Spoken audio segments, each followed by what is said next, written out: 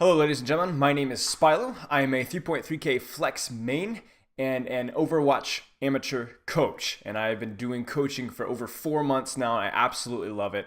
Coach people from all the way from bronze to diamond. And I've been over 300 hours of coaching under my belt.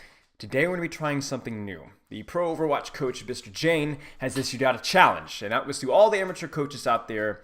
Dallas Fuel, Philadelphia Fusion. Dallas Fuel holds point A Hanamura, and Philadelphia Fusion can do nothing. It's incredible. How did they do it? Now, I don't watch a lot of Overwatch League. I don't have really any experience analyzing pro Overwatch. It's not something I've really tried. It's not something I have any experience within. But I'm going to be taking this challenge. I'm going to be giving it a shot and trying to analyze what was attempted, why it didn't work, and what did Dallas do right that Philadelphia Fusion just could not overcome. Like I said, not so I have a lot of experience with this, so expect a lot of mistakes, but at the very least, I'm going to be doing my best to explain my viewpoint of why it failed and hopefully trying to explain it in a teachable, educational way for those of you that watched it as well. So Jayne, this is it. Let's see how I do.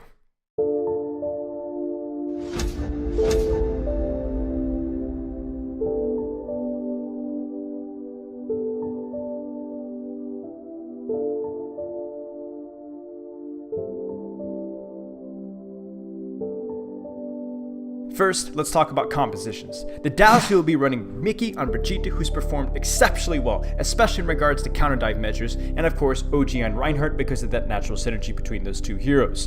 Taimu will be on Widow, Seagull and D.Va to control high ground, and then the standard support setup of Zenyatta and Mercy with Unko and Harry Hook, respectively.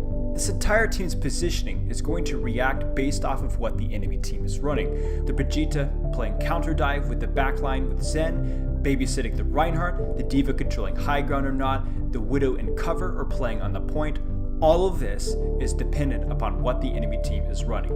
Now what the Philadelphia Fusion are running is a little bit more interesting. They're going to be running a double pick composition with the Widowmaker and Old Hanzo. Now this is important because the Old Hanzo does not have the shield break capability or even the mobility that the new Hanzo has. He just has scatter, which means that the Widowmaker and the Hanzo are just going to be bringing one-shot kills to the table with scatter and headshots. So it's very important that Philly Fusion sets up what's called a crossfire.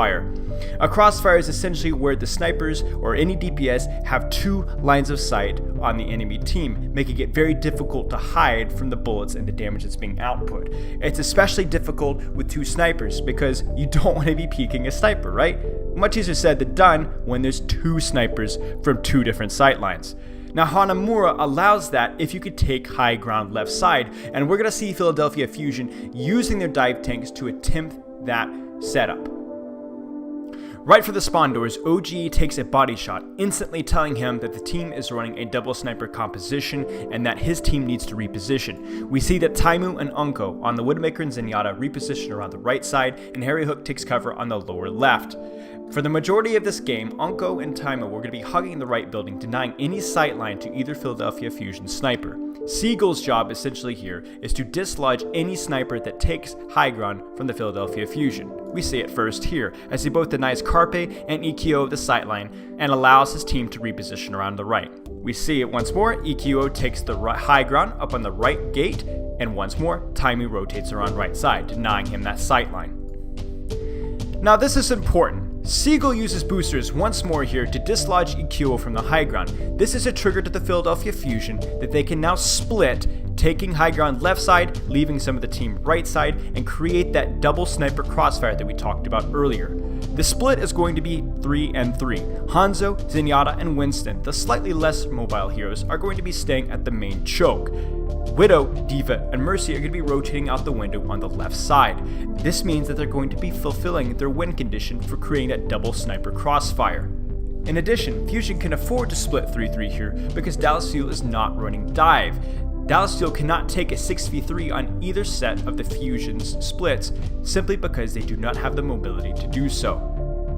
EQO takes high ground left side in order to discourage Taimu from making a shot.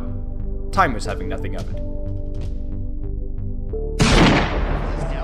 Has been stout. Neptuno down. That's the big one right there. I was just thinking they were managing to sneak through this little unit over on the flank, but you lose Neptuno, you got Carpe gone as well. Whether it was an overly aggressive use of Guardian Angel or an early release of Defense Matrix, Neptuno dies. This will not be the last time a fight is lost from Neptuno getting himself killed.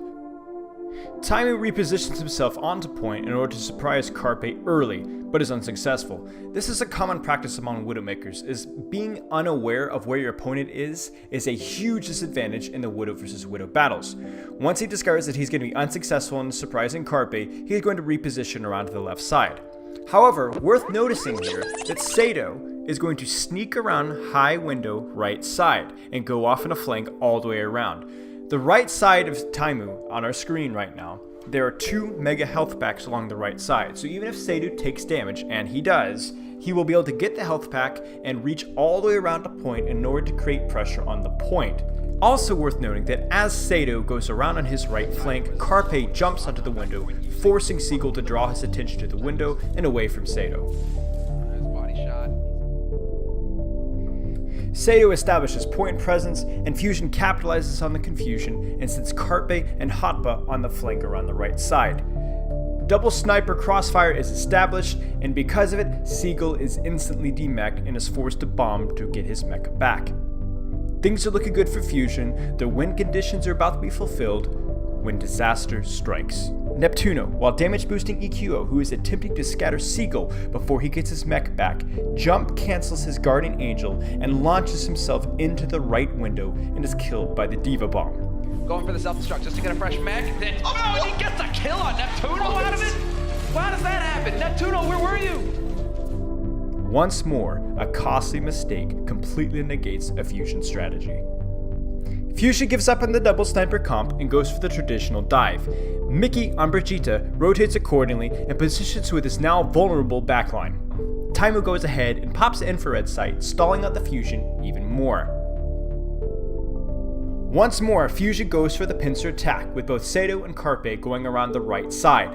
But because of another crucial mistake, Fusion's plans fall through. Sato bubbles too early, missing the wooden ledge entirely. This exposes him to Seagull's fusion cannons and forces Primal far too early.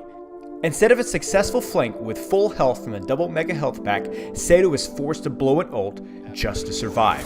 Where is it? Minute 22 on the clock right now. Philadelphia Fusion. Sato throwing himself in here. Hanging on. Barely. He's got the Primal. Nick of time. Gets it. However, in a clutch move, Sato finds the silver lining by knocking Unko directly to the right, a side now completely dominated by the entire Fusion team. Sato forces trance out from Unko, who wisely hits Q before he loses his Brigitte armor.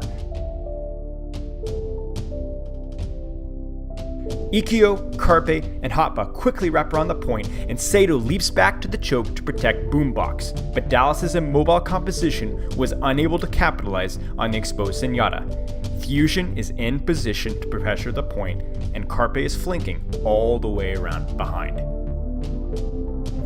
Ikkyo lands Fusion's first elimination with an off-screen reflected headshot onto Taimu from across the map. Harry Hook is forced to abandon OGE for the res, and Mickey, in an uncharacteristic Brigitte error, also abandons OGE to assist a full health Seagull on the point. The pressure is too much for OGE, who falls to the repositioned Hotba and the rest of the Fusion supporting cast. However, the fight isn't lost just yet for the Dallas Fuel. The recently resurrected Taimu incredibly wins the 1v1 matchup against the flanking Carpe while completely unsupported. Once more, a crucial shot from Taimu saves the Dallas Fuel. Harry Hook finishes off a weakened Neptuno and Fuel wins the fight, but not without loss. OGE and Unko both fall, with Unko losing his crucial rally armor. Transcendence, Valkyrie, and Earthshatter were all committed, and the Dallas Fuel have essentially one ultimate of value to commit to the last team fight, while the Fusion have 3. However, Philly isn't done making crucial errors, and they are about to commit the worst one yet. With both Fusion supports deceased and Fusion's Carpe just leaving spawn, Hotba presses Q. He nearly picks up Boombox, but Taimu's gonna rob him. Okay then. Now you go ahead, you go back and deal with the rest of the Philly Fusion who are still trying to have some kind of presence on the point. 30 seconds left. Sato not allowed to escape. Dallas easily chases down and demechs Hotba again.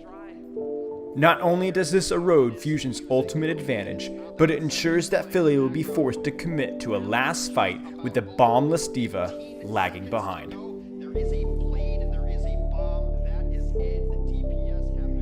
Dallas Fuel's infrared sight expires, and Fusion cannot afford to wait in Hotba any longer. The entirety of Dallas Fuel sits on the point awaiting the inevitable dive, with two exceptions: OGE at the choke, now on Winston, and Taimu in the small room on the right side. OGE's job here is to stall and chip away at the Fusion supports, then counter dive onto his team once the Fusion commit. Taimu hopes to surprise them with a flank kill, because he'd be largely ineffective with the dive on point anyway. However, Taimu's position provides one more benefit. A benefit that leads to one of the biggest plays in the entire series.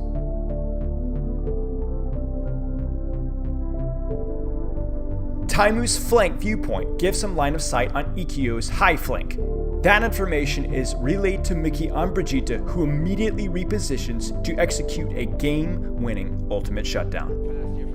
The hero blades. Yep, he spotted his target right on the Harry hook immediately. From there, it falls apart. Sato, forced to solo dive without his diva, has to disengage the point. Carpe's pursuit on the flanking Taimu fails as Taimu lands a fully charged body shot, and Mickey's rally-fueled rampage runs rampant on the ruined remains of the retreating Philadelphia Fusion. Dallas Fuel does the unthinkable. While Taimu's clutch eliminations and ability to handle Carpe's tracer worked wonders, the biggest obstacles in Fusion's path that day were their own mistakes. Neptuno's positioning errors, Sato's missed bubble, Hotba's bomb, all were contributing factors to the Fusion's loss. It's a good reminder to ordinary players like myself that even pros make mistakes. Only difference is, in the Overwatch League, a single mistake can cost you a game.